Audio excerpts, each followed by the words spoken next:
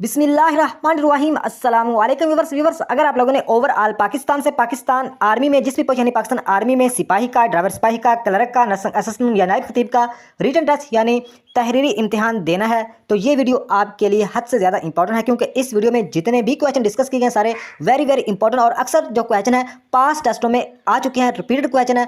और इसके अलावा आप लोगों को ये भी बताता चलूँ कि जो आप लोगों के टेस्ट में जितने भी क्वेश्चन आते हैं सभी का आपने जवाब लिखना होता है, लेकिन इस वीडियो में थोड़ी सी एडिटिंग मैंने और तरह की है ताकि आप लोगों की मजीद अच्छी प्रैक्टिस हो जाए और आप इजीली अपना टेस्ट पास कर सको। तो वीडियो का बाकायदा आगाज करते हैं। सवाल नंबर 1 है खाली जगह पुर करें। तो सवाल नंबर 1 का जुज नंबर 1 है काम करने वाले को डैश कहते हैं। तो काम करने वाले को फाइल कहते हैं, फे अलिफ एन लाम। काम करने वाले को फाइल कहते हैं। जैसा कि अली पतंग उड़ाता है, सादिया लिखती है, तस्नीम रोता है, उसमें अली सादिया तस्नीम क्या है, ये फाइल है। तो काम करने वाले को फाइल कहते हैं उर्दू ग्रामर के हिसाब से। तो जुज नंबर 2 है कायदा की जमा डैश है। तो कायदा की जमा है कवायद, काफ वा अलिफ एन दाल, कवायद। कायदा की जमा है कवायद। तो जुज नंबर 3 है डैश में बरकत है। तो ये एक ज़रबुल मिसल है, हरकत में बरकत है। इसके हिसाब से आप लोगों को 5-7 और भी मशहूर मरूफ आनी चाहिए ज़रबुल मिसल, जैसा कि बाअदब बानसीब, बेअदब बेनसीब, बकरी की माँ कब तक खैर मनाएगी, भैंस के आगे बीन बजाना, जिसकी लाठी उसकी भैंस, चिराग तले अंधेरा, चोर की दाढ़ी में तिनका, आ बैल मुझे मार, आब काज महाकाज, आसमान से गिरा खजूर में अटका।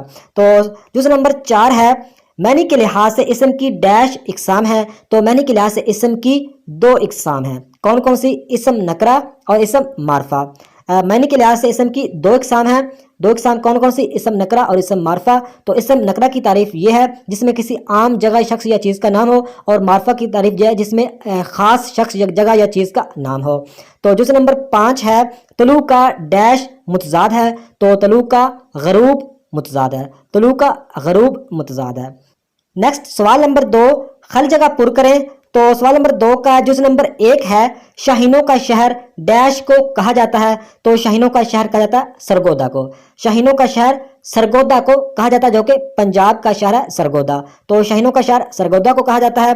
कालजों का शहर लाहौर को कहा जाता है। मज़ारों का शहर मुल्तान को कहा जाता है। औलिया कराम का शहर मुल्तान को कहा जाता है। और रोशनियों का शहर कराची को कहा जाता है। गेटवे सिटी भी कराची को कहा जाता है। तो आप लोगों को पता होना चाहिए। तो सवाल नंबर 2 का जो नंबर 2 है पाकिस्तान का दूसरा सदर डैश था। तो पाकिस्तान का दूसरा सदर था अयूब खान। पाकिस्तान का दूसरा सदर था अयूब खान। पाकिस्तान के पहले सदर थे इस्कंदर मिर्जा। पाकिस्तान के पहले सदर इस्कंदर मिर्जा और पाकिस्तान का दूसरा सदर है अयूब खान। तो पाकिस्तान के अगर बात करें पहले गवर्नर तो कायदे आज़म मोहम्मद अली जिन्ना, और पाकिस्तान के चौथे और आखिरी गवर्नर थे इस्कंदर मिर्जा, और पाकिस्तान के पहले सदर इस्कंदर मिर्जा और पाकिस्तान का दूसरा सदर अयूब खान। तो सवाल नंबर 2 का जुज नंबर 3 है पाकिस्तान के मगरब में डैश वाक़ है। तो पाकिस्तान के मगरब में ईरान वाक़ है। पाकिस्तान के मगरब में ईरान वाक़ है और पाकिस्तान के मशरक में भारत यानी इंडिया वाक़ है। तो आप लोगों को पता होना चाहिए। तो सवाल नंबर 2 का जुज नंबर 4 है पाकिस्तान का कौमी परिंदा है। तो पाकिस्तान का कौमी परिंदा है चकोर। पाकिस्तान का कौमी परिंदा है चकोर। और पाकिस्तान का कौमी शायर है इलामा मोहम्मद इकबाल। और पाकिस्तान की कौमी मतलब है कि गेम है यानी कौमी खेल है हॉकी।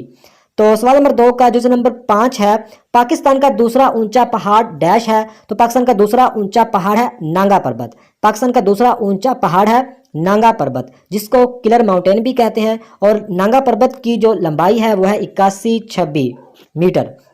तो अगर यहाँ पे पूछा जाए कि पाकिस्तान का पहला, यहाँ पे दूसरा पूछा गया पाकिस्तान का पहला ऊंचा पहाड़ कौन सा है, यानी सबसे बड़ा सबसे ऊंचा पहाड़ पाकिस्तान का कौन सा, वो है K2। और K2 का दूसरा नाम है गॉडविन आस्टन। और K2 की जो लंबाई है वो है 8611 मीटर। ये आप लोगों को पता होना चाहिए। तो अगर एग्जाम्पल के तौर पर पूछा जाए कि यहाँ पे दुनिया का मतलब कि सबसे ऊंचा पहाड़ कौन सा है, तो वो है माउंट एवरेस्ट। ये आप लोगों ने याद रखना है। तो सवाल नंबर 3 है दुरुस्त या गलत की निशानदेही करें।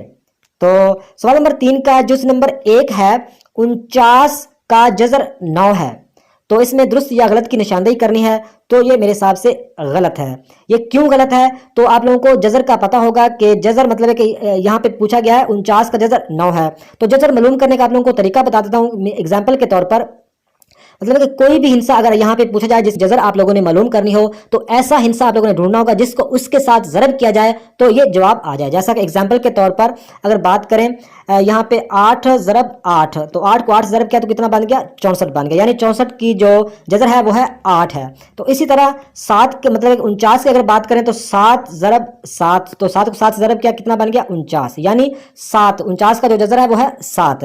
तो इसी तरह आप लोगों को पता होना चाहिए यहाँ पे कोई भी अगर जजर का क्वेश्चन आ जाए, एग्जाम्पल के तौर पर यहाँ पे 49, यहाँ पे 81 अगर हो, 81 का जजर, तो 81 का जजर 9 है, क्योंकि 9 ज़रब 9, 9 को 9 से ज़रब किया तो कितना बना, 81। यानी मतलब जिसका भी जजर मालूम करना हो उसको ऐसा हिंसा ढूंढना जिसको उससे ज़रब किया जाए, तो यहाँ पे जिसका जजर मालूम करना हो वो आ जाए। उम्मीद है कि इस सवाल की समझ आप लोगों को आई होगी। तो ये लिहाजा गलत है, यहाँ पे 7 आएगा, तो ये गलत हो जाएगा। तो सवाल नंबर 3 का जो नंबर 2 है, 1 किलो सेब 150 के आते हैं तो आधा किलो 80 रुपए के आते हैं, तो ये भी गलत हो जाएगा, क्योंकि 1 किलो सेब 150 रुपए के आते हैं तो आधा किलो यानी 1 किलो का आधा किलो मतलब है कि कितने के आएंगे, तो 150 का भी आधा कर देंगे, तो 150 का आधा करेंगे तो 75 यानी 75 जवाब इसका आता है। यानी मतलब एक आधा किलो 75 रुपए के आते हैं, 80 रुपए के नहीं आते, तो ये भी गलत हो जाएगा। बहुत ही मतलब इस तरह के नॉर्मल इतने ज़्यादा डिफिकल्ट क्वेश्चन आप लोगों के टेस्ट में नहीं पूछे जाते। तो अगर आप मतलब एक दो वीडियो और भी नेक्स्ट मतलब अपलोड करूंगा जिससे आप 100% यानी 100 में से 100 नंबर आप हासिल कर सकोगे अगर मेरी वीडियोस को देखते हैं, और साथ आप लोगों ने याद भी करना है, समझना भी है। तो सवाल नंबर 3 का जो नंबर 3 है, 50 का 5% 2 होगा, तो ये भी गलत है, क्योंकि आपको परसेंट किस तरह निकालते हैं वो भी बताता हूं। तो यहाँ पे लिखा हुआ है 50 का 5% 2 होगा, तो ये गलत है। तो परसेंट कैसे निकालते हैं, यानी 50 का 5% फिर कितना होगा, ये तो 2 तो नहीं होगा, तो फिर कितना होगा। तो परसेंट हमेशा इस तरह निकालते हैं, यानी 50 का 5% निकालना है तो क्या करेंगे हम, हमेशा जो परसेंट है वो 100 से निकाला जाता है, यानी 50/100 कर देंगे। अगर यहाँ पे 50 की जगह 70 होता या 100 होता, जितना भी होता है, तो आपने ऊपर लिखना है और बटा 100 कर देना है, और आगे जो जितने परसेंट मालूम करने हैं वो आगे लिख देने हैं। तो 50/100 ज़रब कितना आ जाएगा, 5 आ जाएगा। तो इस 5 को एक पाँचा और 20 5 100, तो ये जीरो ऊपर वाले जीरो से कट गया, पीछे जवाब कितना आया, 5/2।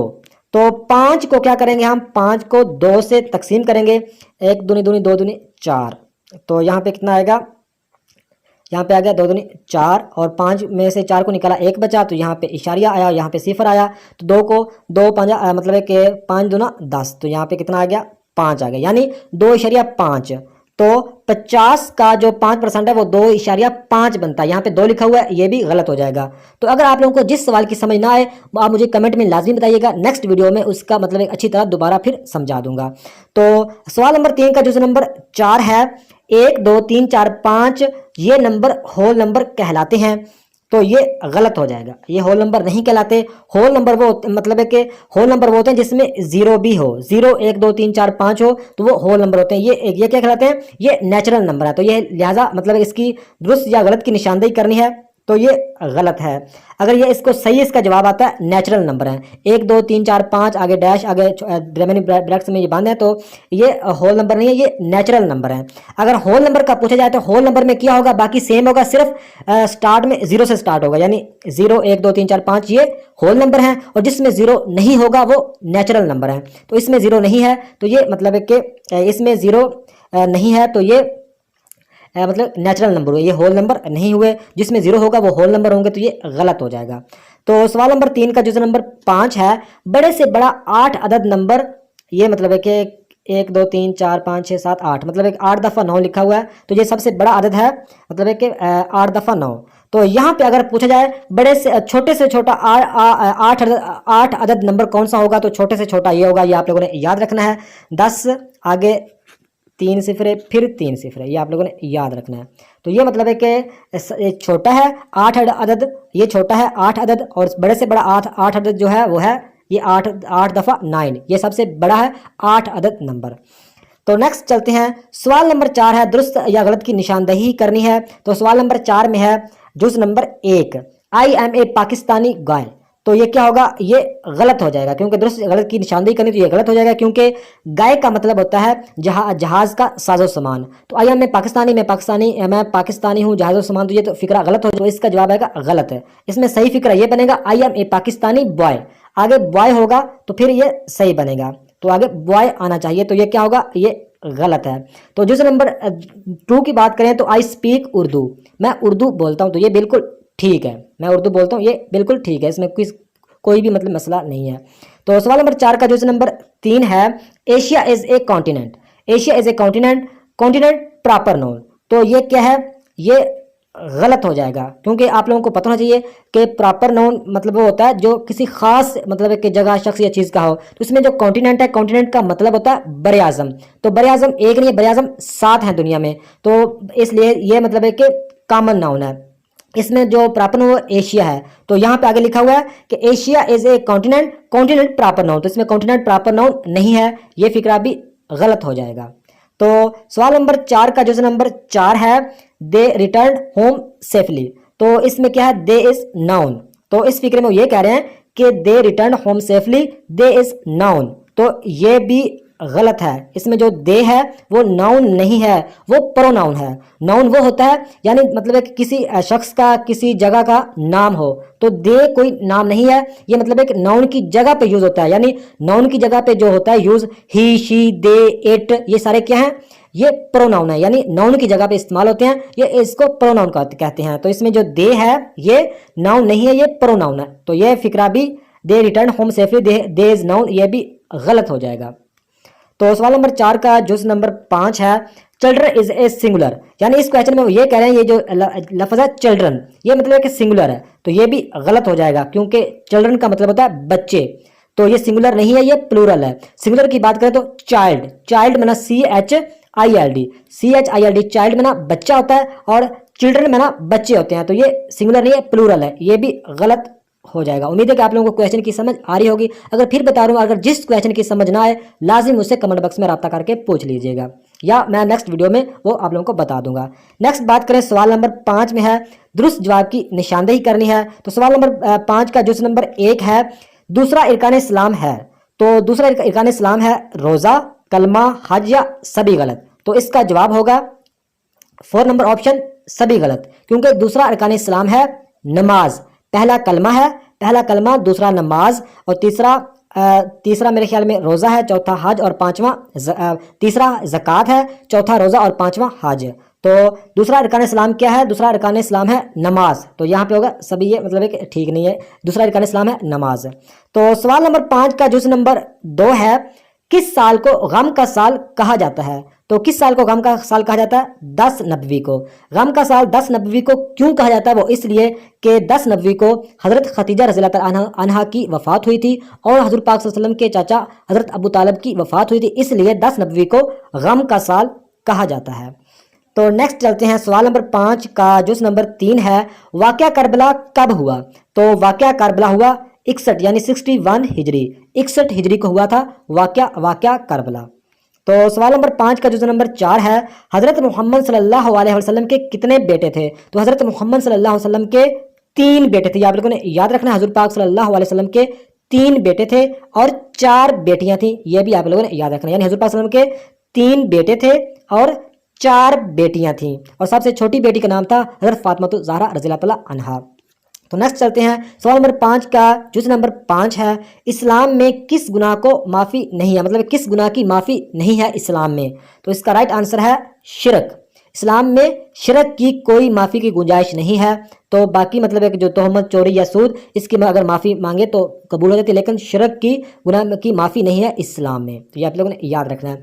तो नेक्स्ट चलते हैं, सवाल नंबर 6, दुरुस्त जवाब की निशानदेही करनी है। तो सवाल नंबर 6 का जो नंबर 1 है, दुनिया के सबसे बड़े समुद्र का नाम है, तो दुनिया के सबसे बड़े समुद्र का नाम है बहरुल काहिल, ये आप लोगों ने याद रखना है, दुनिया के सबसे बड़े समुद्र का नाम बहरुल काहिल, और दुनिया के सबसे छोटे समुद्र का नाम है बहर मुंजमद शमाली, ये आप लोगों ने याद रखना है। सबसे बड़ा क्या है, बहरुल काहिल दुनिया का समुद्र, और सबसे जो छोटा है वो है बहर मुंजमद शमाली, और टोटल दुनिया के सबसे बड़े समुद्र कितने हैं, 5 हैं, ये आप लोगों ने याद रखना है। यानी इंग्लिश में अगर बात करें तो बहरुल काहिल की इंग्लिश है पैसिफिक ओशन, पैसिफिक ओशन सबसे बड़ा समुद्र है और सबसे छोटा है बहरे मंजमंद शमाली यानी आर्टिक ओशन। तो ये आप लोगों को पता होना चाहिए। तो टोटल कितने हैं? 5 हैं।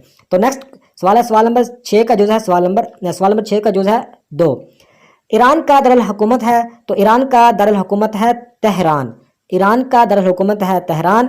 इसके अलावा आप लोगों को चीन का पता होना चाहिए, तो चीन का जो दारुल हुकूमत है वो है बीजिंग। और अफगानिस्तान का दारुल हुकूमत है काबिल।